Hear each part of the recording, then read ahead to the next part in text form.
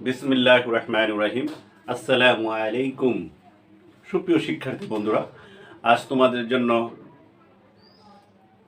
রসায়ন বিজ্ঞানের একটি সুন্দর ক্লাস নিব। সেই ক্লাসটি হচ্ছে নবম দশম শ্রেণীর একাদশ অধ্যায়ের খনিজ সম্পদ জীবাশ্ম বা জ্বালানি চ্যাপ্টারের একটি গুরুত্বপূর্ণ দুটি টপিকস।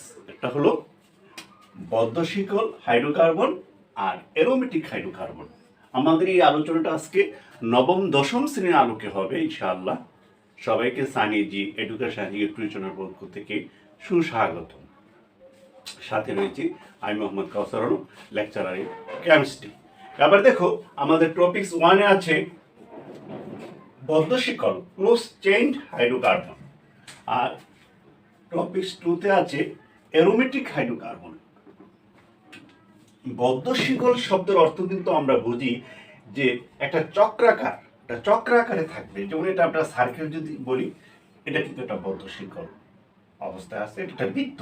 কিন্তু আমাদের বদ্ধশিকলটা হবে হাইড্রোকার্বনের একটা বদ্ধশিকল হবে। যেমন আমরা একটা মুক্ত শিকল যদি একটা আমরা বলি, যেমন দেখো CH3 CH2 CH2 C4 কয় কার্বন বিশিষ্ট? 1 2 3 4 4 কার্বন বিশিষ্ট আমরা একটা অ্যালকেন লিখলাম।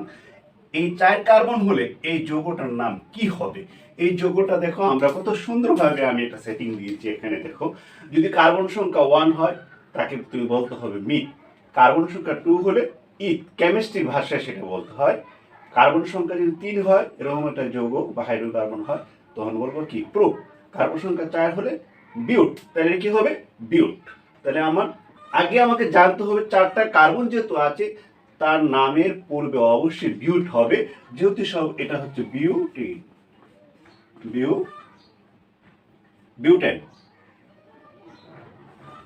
অ্যালকেন, এটা তাই না? বিউটেন। এখন 5 হলো প্যান্ট, 6 হলো হেক্স, এইভাবে আমরা জিনিসটা পড়ে দিব। কার্বন সংখ্যা 10 হলে কেমিস্ট্রি ভাষায়। এখন এই যে আমার বিউটেন আছে, এই যে এটা মুক্ত অবস্থায় আছে, এই প্রান্তের কার্বন দুটো কি মুক্ত অবস্থায় আছে, কিন্তু আমার বদ্ধশিকল হাইড্রোকার্বনে এই 4টা কার্বন দিয়ে একটা বলয় বা আমি শিকল তৈরি করতে পারবো, একটা বলয় বা চক্র তৈরি করতে পারবো। দেখো দেখো, 4টা কার্বনকে আমি কি করেছি, কিভাবে করেছি দেখো। CH2 CH2 CH2, এই যে 4 কার্বন বিশিষ্ট একটা বলয় বা চক্র তৈরি করে দিয়েছি। দেখো, তাহলে আমার আগে বদ্ধশিকল সংজ্ঞাটা আমি কিভাবে দিতে পারি? আমি বলতে পারি যে হাইড্রোকার্বনে কার্বন শিকলের দুই প্রান্তের কার্বন পরস্পর যুক্ত হয়ে যাবে। দুই প্রান্তের কার্বন পরস্পর যুক্ত হয়ে একটা বলয় বা চক্র গঠন করবে, তাকে বদ্ধশিকল হাইড্রোকার্বন বলা হয়ে থাকে। তাহলে সংজ্ঞাটা আবার বলি, দেখো, যে হাইড্রোকার্বনে কার্বন শিকলের দুই প্রান্তের কার্বনদ্বয় পরস্পর যুক্ত হয়ে একটা চক্র বা বলয় গঠন করে, তাকে বদ্ধশিকল হাইড্রোকার্বন বলা হয়ে থাকে। যেমন দেখো, এটা লিখেছি কি, বিউটেন ছিল আমার 4 কার্বন বিশিষ্ট, 1 2 3 4, তাহলে 4 হলে কি হবে? বিউট তো হবেই। তাহলে এবার কি? বিউট। যেহেতু বদ্ধশিকল, এই জন্য আমাকে বলতে হবে সাইক্লো বিউটেন। এর নাম কি হবে? সাইক্লো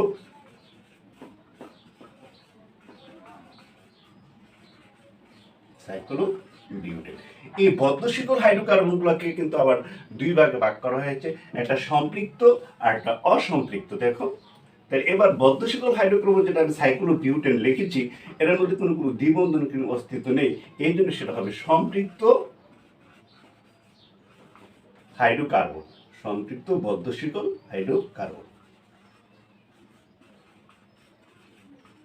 সম্পৃক্ত বদ্ধশিকল হাইড্রোকার্বন। আরেকটা তুমি এরকম বদ্ধশিকল হাইড্রোকার্বন দেখো, যেমন প্রোপেন, আমরা লিখি CH3 CH2 CH3, 3টা কার্বন আছে, আর 3টা কার্বন থাকলে কিন্তু আমরা নিয়মটা জানি, প্রুপ। তাহলে এটার নাম কি? প্রোপেন। এবার এই কার্বন যে মুক্ত অবস্থা আছে, সেটাকে মুক্ত অবস্থা না রেখে এই প্রান্তের 2টা কার্বনকে আমি যুক্ত করে একটা বলয় বা একটা চক্র ক্লোজ করে দিব। এই জন্য সেটা বদ্ধশিকল হাইড্রোকার্বন হবে। এটা হবে কি? তিনটা কার্বন ছিল, তাহলে তিনটা কার্বনকে কিভাবে যোগ করে দিতে পারি দেখো, এই ক্লোজ করে দিলাম তিনটা কার্বনকে। তার সাথে হাইড্রোজেন আছে দুইটা দুইটা। স্যার কেন দুইটা হাইড্রোজেন থাকবে? কার্বনের যোজনী 1 2 আর দুইটা হাইড্রোজেন থাকার কারণে 4। এর যেহেতু 3 কার্বন বিশিষ্ট একটা হাইড্রোকার্বন, তো এবং বদ্ধ শিকল হাইড্রোকার্বন 3 হলে কি হয়? 3 হয় প্রো। তাহলে কি হবে? বদ্ধ হওয়ার কারণে, ক্লোজ হওয়ার কারণে সাইক্লো শব্দটা আসবে। কারণ এই বদ্ধ শিকলকে সাইক্লো হাইড্রোকার্বনও বলতে পারি। এখন এটা কি বলবো? Cyclo propane. ওটার নাম হবে সাইক্লো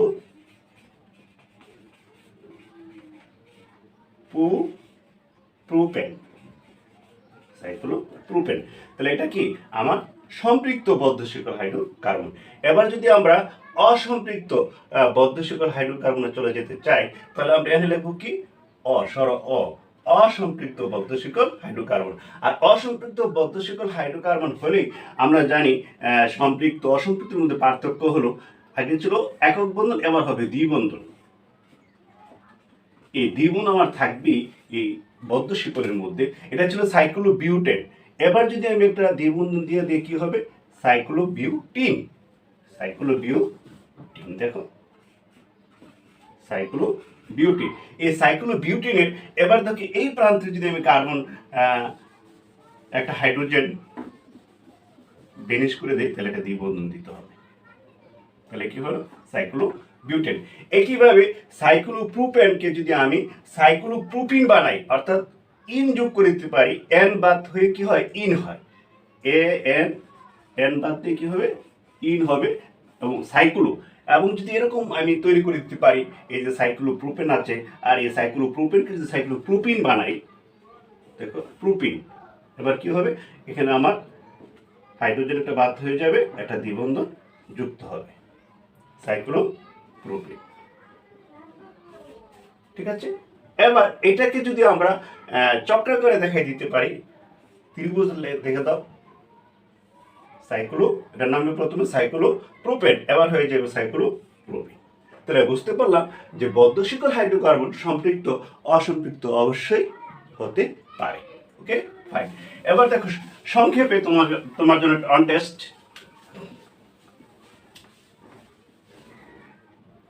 অন টেস্টটা কি দেখো, এবার বলো যৌগদের মধ্যে পার্থক্য কি? নিশ্চয়ই আমি এখানে দেখতে পাচ্ছি একটা ত্রিভুজাকৃতি, চতুর্ভুজাকৃতি। এটা কিন্তু আমরা কার্বন কল্পনা করতে হবে। এই কার্বনের প্রান্তগুলো কি চক্র বা বলয় গঠন করেছে। যেহেতু এখানে আমার কি আছে? 3 কার্বন বিশিষ্ট 1 2 3 সাইক্লোপ্রোপেন।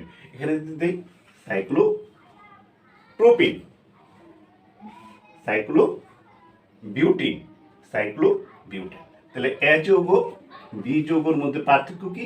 এটা হলো সম্পৃক্ত বদ্ধ শিকল হাইড্রোকার্বন, অসম্পৃক্ত বদ্ধ শিকল হাইড্রোকার্বন, সম্পৃক্ত বদ্ধ শিকল হাইড্রোকার্বন, অসম্পৃক্ত বদ্ধ শিকল হাইড্রোকার্বন। পরীক্ষা যদি আসে নিচের কোনটি অসম্পৃক্ত বদ্ধ শিকল হাইড্রোকার্বন?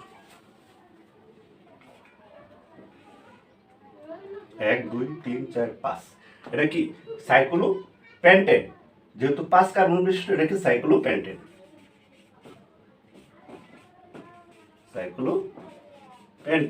এবার তোমার পরীক্ষা আসলো এমসিকিউতে যে নিচের কোনটি অসম্পৃক্ত বদ্ধ শিকল হাইড্রোকার্বন?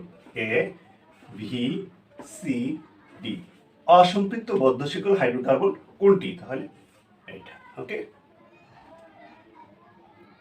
নেক্সট আলোচনা হবে। তাহলে বোঝা গেল বদ্ধ শিকল হাইড্রোকার্বন নিয়ে কিন্তু আমাদের অবশ্যই কোনো ল্যাটেস্ট থাকার কথা নয়। এবার আসো অ্যারোমেটিক হাইড্রোকার্বন কাকে বলা হয়ে থাকে। নবম দশম শ্রেণীর যে আলোচনাটা সেই আলোচনার মধ্যে সংক্ষেপে আলোচনা করব অ্যারোমেটিক হাইড্রোকার্বন। এই অ্যারোমেটিক হাইড্রোকার্বন অ্যারোমেটিক শব্দটা এরোমা থেকে এসেছে। দেখো, এরোমা শব্দ থেকে এসেছে। আর অ্যারোমেটিক শব্দের অর্থ হলো সুগন্ধ। এবার তাহলে অ্যারোমেটিক শব্দটির অর্থ হলো কি সুগন্ধ, আর অ্যারোমেটিক শব্দটা গ্রিক শব্দ এরুমা থেকে এসেছে। এখন আমরা বলতে পারি সংজ্ঞাটা যে এখানে এই সংজ্ঞার খাতিরে আমরা অনেক কিছু বলতে পারি যে প্রথমে যে অ্যারোমেটিক যৌগগুলো এসেছিল বা পাওয়া গিয়েছিল সেগুলা কি সুগন্ধযুক্ত ছিল, এই জন্য এরকম নামকরণ করা হয়েছিল। প্রথমে যে অ্যারোমেটিক যৌগগুলো এসেছিল সেই অ্যারোমেটিক যৌগগুলো কি ছিল, সুগন্ধযুক্ত ছিল, এই জন্য এই অ্যারোমেটিক নামকরণ করা হয়েছিল। হাওয়েভার এবার অ্যারোমেটিক সংজ্ঞাটা আমরা কিভাবে সহজভাবে উপস্থাপন করতে পারি, যেমন দেখো, যে সকল যৌগ দেখতে চ্যাপ্টা, যে সকল যৌগ দেখতে চ্যাপ্টা, পর্যায়ক্রমে একক বন্ধন দ্বিবন্ধন বিদ্যমান, তাদেরকে অ্যারোমেটিক যৌগ বলা হয়ে থাকে। দেখো এই যৌগটা সমতুলীয় চক্রাকার, প্রথমে দ্বিবন্ধন আছে, এক বন্ধন আছে, দ্বিবন্ধন আছে, একান্তর দ্বিবন্ধন এক বন্ধন আছে, অর্থাৎ কি আছে, পর্যায়ক্রমে একক বন্ধন দ্বিবন্ধন যুক্ত অবশ্যই হইতে হবে, এবং সঞ্চালন হোমো পাই ইলেকট্রন থাকবে, সঞ্চালন হোমো পাই ইলেকট্রন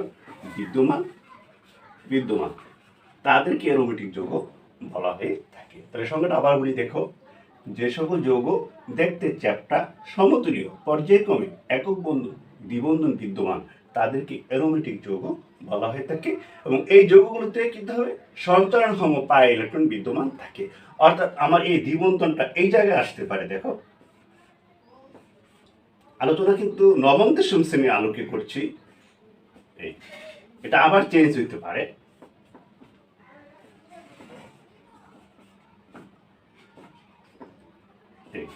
এভাবে কি করতে পারে, সঞ্চালন ক্রমশী, এই জন্য এদেরকে অ্যারোমেটিক যৌগ বলা হয়ে থাকে। সঞ্চালন হোম পাই ইলেকট্রন আছে, তাহলে বেনজিন বা বেনজিনের জাতককে তুমি অ্যারোমেটিক যৌগ বলতে পারো। অবশ্যই সেটা 5 কার্বন বিশিষ্ট হইতে পারে, 6 কার্বন বিশিষ্ট বা 7 কার্বন বিশিষ্ট সমতুল্য যৌগ হতে পারে। নবম দশম শ্রেণীতে কথাটা কিন্তু বলা আছে। তাহলে আমরা কি বললাম, এটা কি হলো, বেনজিন C6H6, নাম হলো বেনজিন। এই দুইটা অ্যারোমেটিক বেনজিন যদি একসাথে যুক্ত হয়ে যায় তখন কি হবে, দেখো,